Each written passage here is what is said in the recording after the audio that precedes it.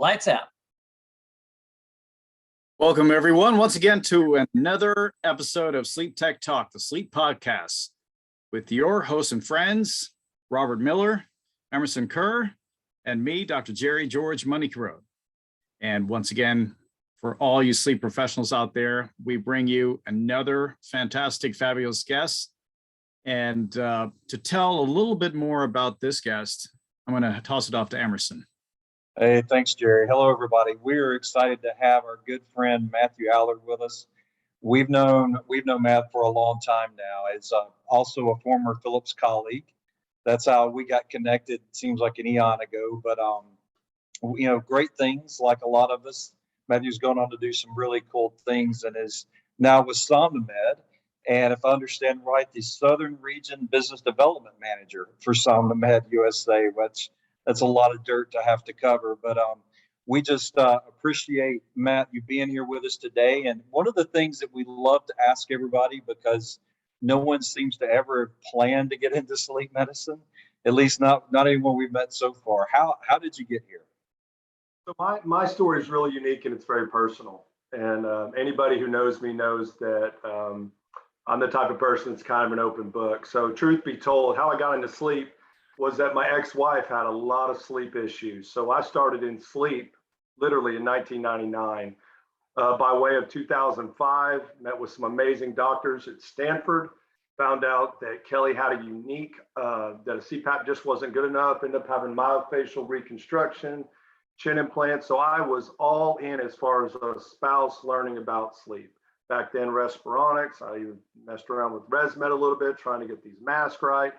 Fast forward 2015, I am a single father and I was working in the oil field, traveling all over the world, and I needed to be home every night. And I don't believe in coincidence. A recruiter reached out when they said Philips. I figured it was Philips with the oil field, and go figure, I sat down with a gentleman by the name of Ben Kitchen. And the first thing he told me is, we can't pay you what you make, sir. And I said, I just need a job.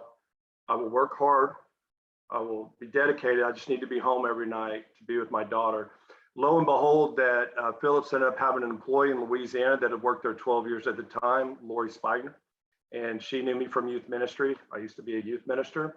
And then up in Oklahoma, they had someone that was there almost 15 years by the name of Casey Cobb, who I had known since 1993, had no idea either one of them worked for this company. So they had written Ben a letter about my personality, my integrity, and the type of person I am. And to this day, and I will include Somnomed in that, my journey with Philips was absolutely life-changing, and I loved that job.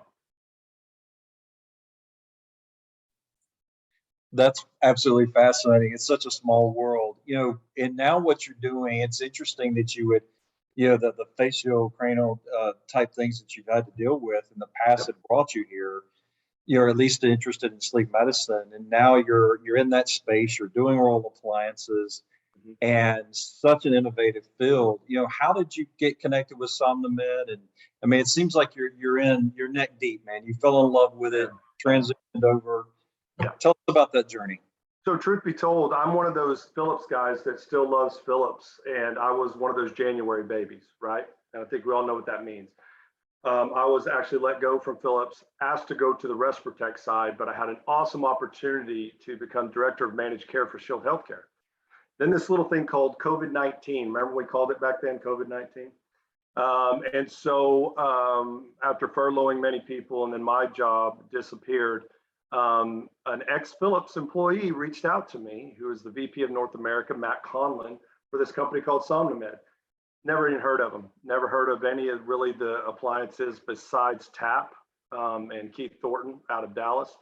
And so they wanted to interview me, and this is in the middle of COVID. And I took it as kind of a sign just to spend more time in Louisiana with my daughter, build a house. Matt Conlon and now my manager, Lewis Meyer, sat me down and said, we have a vision. And we think you can be that person with your connections in the sleep world, sleep MDs and everything you do. But I'd never called on a dentist in my life, but we started what we call the medical initiative. And so I decided to take this job in September of 2020. And I tell you, it's been life-changing with obvious, what we kind of talked off camera about, not only the coronavirus, that believe it or not, they do have it in Texas. But more importantly is that the Philips recall that happened 10 months ago that has been life-changing for me, and more importantly for patients. Matthew, I'm a little bit interested in hearing you've been on the CPAP side of the business, and now you're in the oral appliance space. And I love what you actually said before we started the show today, where you were talking about, at least in your area, how you heard on the podcast with Dr. Elliott how there is a great divide. I've talked about it actually during that podcast, that there's this great divide between, dentist and sleep medicine or sort of traditional sleep medicine. You're sort of unique because you've been on both sides now. So Right. Talk a little bit about that. I think it's Jerry knows me really well. Jerry and I kind of have a personal relationship. So I have no other skills, right? I'm not that bright. I'm not the best salesperson. I think the gift that I have is I've always been able to put the right people in the right room at the right time. And I've always been a connector. And so the vision for this medical initiative is simply this, is that there was a need. Let's just take the mere fact that there are non-compliant CPAP patients. By the way, my daughter's 17, has been on a CPAP for 3 years. She has the same thing that my ex-wife has. So eventually she'll have the surgery. My daughter is unique. She loves her CPAP. I still think CPAP is the best therapy, but there was people that were non-compliant. So my first goal was, how are we treating these patients that are non-compliant? Is there an option for that AHI of 30 or below? That's what we're indicated for, which I called an oral device. I think an appliance is something you can wash clothes in and dishes and whatever. But I called an oral device, and I put it on that same level because of the things that I see. So I simply did this. I went to the people that I trusted the most, even before I took the job. A lot of them were Philips people, MDs, and people I trusted, and said, hey, here's this opportunity. What do you guys think of this? And I would tell you that 9 out of 10, literally 9 out of the 10 people said, Allard, you'd be perfect for this. You know the right people. There's going to be a need there. These mom and pop places have shut down that are sleep labs. I have the relationships within the hospitals. How do I get that dentist and that MD to get together? Not knowing that there had been a divide for all these years. AASM, AADSM, they used to go back-to-back conferences. Now they're in 2 totally different states, 2 totally different times, but it was a challenge. And if anybody knows something about me, I'm going to build rapport, I'm going to gain trust, and I'm going to build those relationships. And something that I've been able to do in this short amount of time is build those relationships, especially in the state of Texas, Oklahoma, New Mexico, Louisiana, and the Gulf Coast, where I already have these relationships, and say, listen, there's got to be a better option. There's got to be something for these patients. A patient, if we believe on this podcast and your audience believes that OSA is that severe, we do all the testing, we do the screening, we do the HST or in-lab, then we get them checked out again, and then we send them to a DME to get a CPAP, and they can't get a CPAP for 100 days average, and that's including VA. Do we really think that we're putting the importance on it that it needs to be to save lives? And so what I simply did was come up with a term, rescue therapy. Right now, what Aaron was talking about, Dr. Aaron Elliott was talking about, that there's this misconception that this device that I hold, this is the Avant that we sell right now, is going to charge patients $6,000. That's not true. This device right here and all of what Somnomed carries is covered on managed care. And it's covered legally and ethically on managed care. And it was getting those doctors to kind of see that dentists, and y'all even said in the podcast, don't just take off on Fridays and they have the best time. We have dentists out there that are board certified. They're called diplomates that do an amazing job. They're the first ones that look in the mouth, and they're teaming up with doctors. So this is what I did, a long way to answer your question, Robert. I took an MD, a sleep MD. I took an ENT. I took a sleep dentist. I took a DME. I took a Philips person. I took an Inspire person, and I took a Respicardia person, and I'll put them in the same room. And I said, guys, this is the patient pathway. If a patient walks in, we need to keep this stickiness. Long gone are the times where we're fighting over these little nugget patients when apneic patients are everywhere. They're everywhere, and we're losing them. We're losing them for the CPAP recall. We're losing them to not doing follow-up. We're losing them to not doing the care that they need. And that's why I value this podcast, because it's called SleepTech Talk. Our sleep techs are doing amazing jobs. The second thing I did was teach sleep techs, and I had to steal this from the naval bases and other people, and speaking with Jerry, on how in the heck did he do it in Houston, where we take this oral device and they go in lab and we titrate that with a nasal cannula or nasal mask. How do we do that? How does that work? And so I went to my friends, the experts in the field, and said, how can we do this? And so that is what I did. So I incorporated everybody and made it about the patient. It wasn't easy, and I'm not totally successful yet, but it's the reason I started the podcast. It's the reason I'm excited now. And I just think that all of us working together to save lives is the best possible goal that we all should have. Can you talk a little bit about the compliance on oral with an oral appliance? You know, you're going to see people that say, well, putting something on somebody's face is bad enough. Now sticking it inside their mouth, how is that going to work? So I'm so blessed, man. I work with Michael Adame down in McAllen. He also sits on the AADSM, and I was so fortunate to work with him and a physician. They co-authored a paper, and they're actually going to be speaking at AASM on dual therapy. So we talk about compliance. We know for a fact, all of us in the CPAP world, if we're being completely honest, it's always like we hear about the first marriage divorce rate. It's around 50%.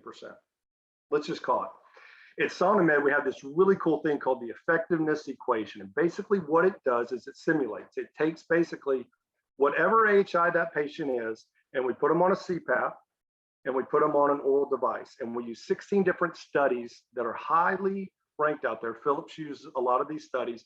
And it basically takes that and says, how long will that patient stay on this therapy?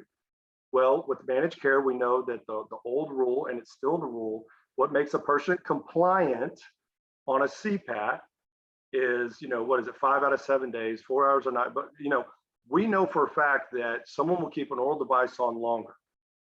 Now, the efficacy is the big question, right? They're like, well, how can we quantify the efficacy? Well, we're getting there, and that's coming soon. But I will tell you that the people that I've worked with, I also think AHI is antiquated. And don't get mad at me, Emerson, because I think that if we're just measuring AHI, I have been in a room with someone that had an AHI of 65. They could not wear their CPAP. They put on an Avant and they went down to like an 18. That's successful. That person's wearing that.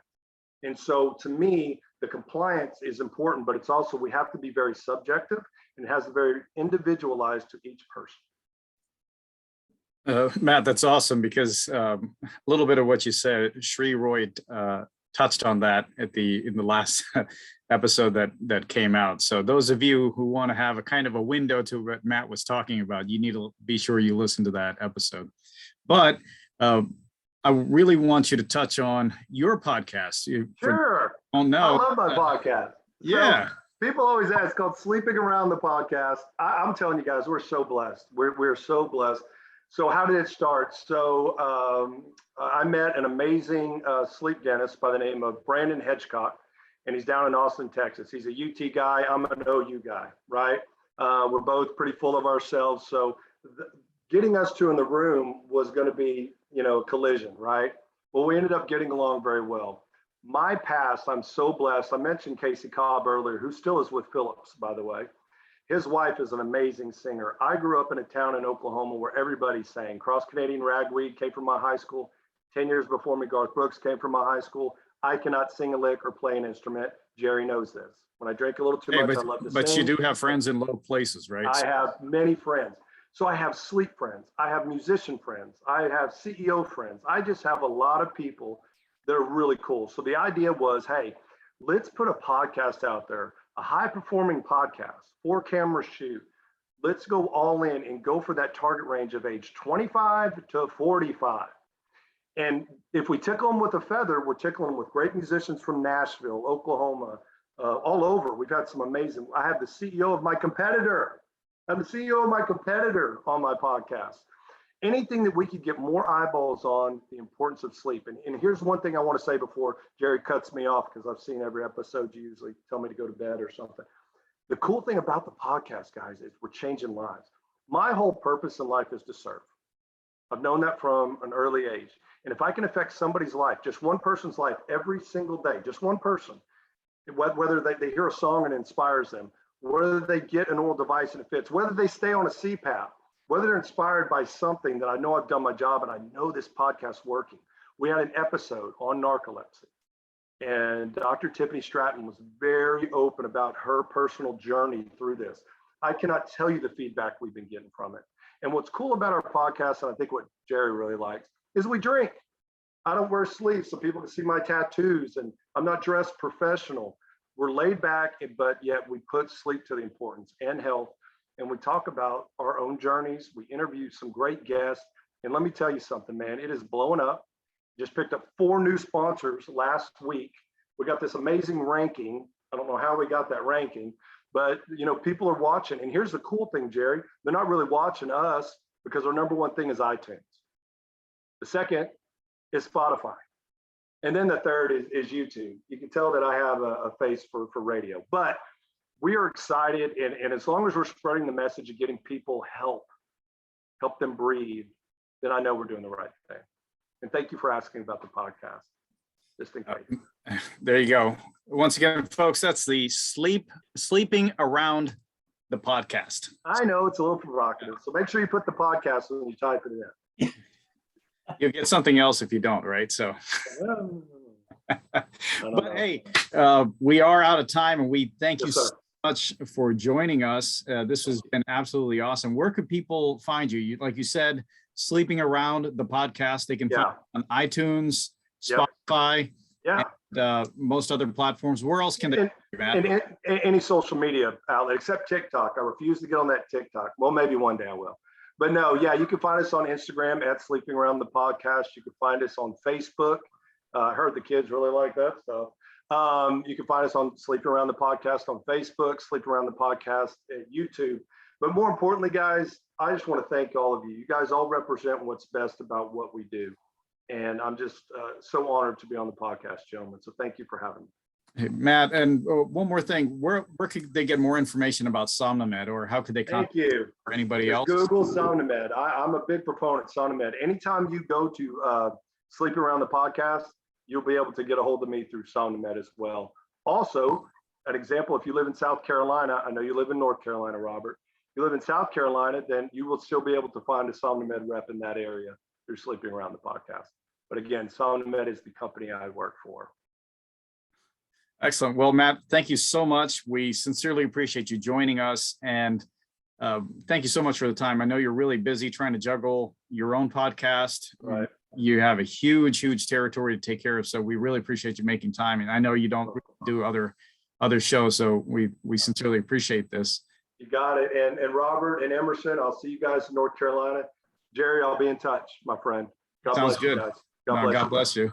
Thank and you. we want to thank all the rest of our audience and all our listeners, the viewers out there. Thank you so much for all the support you've given us, the thumbs up, the likes, the what have yous. Be sure to share it with all your friends, family, all the sleep techs out there. And until next time, we just want to say, lights on.